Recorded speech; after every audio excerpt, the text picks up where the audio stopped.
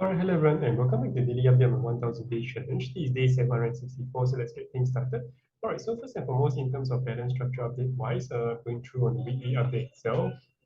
Yeah, actually just pardon just that. Let's just playing some music on the background. Alright, so going back into the daily market structure update itself, we do see in terms of the weekly chart definitely on the bearish side across the board, especially if you look in terms of the S&P 500 and also the Nasdaq itself. So remember yesterday when I did mention that there was sign of support, especially when we opened higher. So weekly definitely clearly bearish. And if you look in terms of daily support, I did mention one thing that we actually opened higher over here, and that there was sign of actually support since we did find support over here, which was previously resistance, support, resistance, potentially support region over here.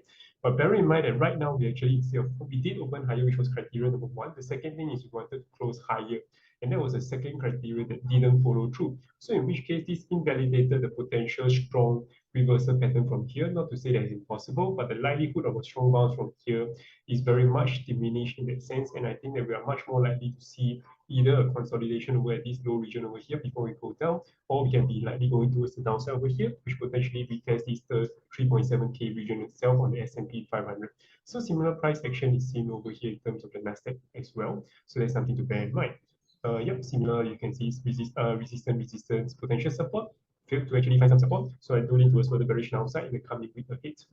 All right, if you look in terms of support over here, horizontal monthly support over here, but didn't seem to be holding through. We're a bit below it, so I definitely do lean towards further downside. At the very minimum, I do think that we'll very likely touch this $28.4,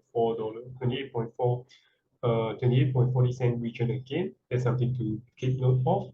And then in terms of KWAP wise, definitely we are much more likely to retest at least this $27 region itself, but more likely, in my opinion, to retest this $24 region itself until we see very strong, clear shift of momentum wise.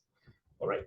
And then moving on finally to crypto itself, doing a very quick run through, I'm definitely leaning towards the bearish side of things, like what I mentioned. We're still in this downslope kind of a trend line pattern itself. Definitely, we are a little bit far from here. So I do expect that potentially we could have an unexpected swing towards the upside. But overall, I still lean towards the downside momentum itself. So yeah, so okay, looking in terms of the 4-hourly chart itself, there is where I enter a short over here. You may see that it's not a very good position to set up, but because it was a trigger in terms of MACD crossover, I did enter, along with the fact that we are consolidating near the low region. We tested once, twice, and the third time itself. That was also the reason why I was more keen to enter this short setup, even though the price was not at the most optimum level itself. It was still at a reasonable level in terms of risk to reward setup. All right, and just actually about an hour or 2 hours ago, I also entered another short setup for Ethereum itself because similarly, it meets similar kind of criteria when it's entering a short. So right now, I'm entering two short setup in terms of main trading account setup. So let's see how things goes. We could have some sort of bounce over here, but as long as we maintain, especially below this 50 simple moving average on the 4-hourly chart itself, definitely I see this breakout kind of a formation pattern itself.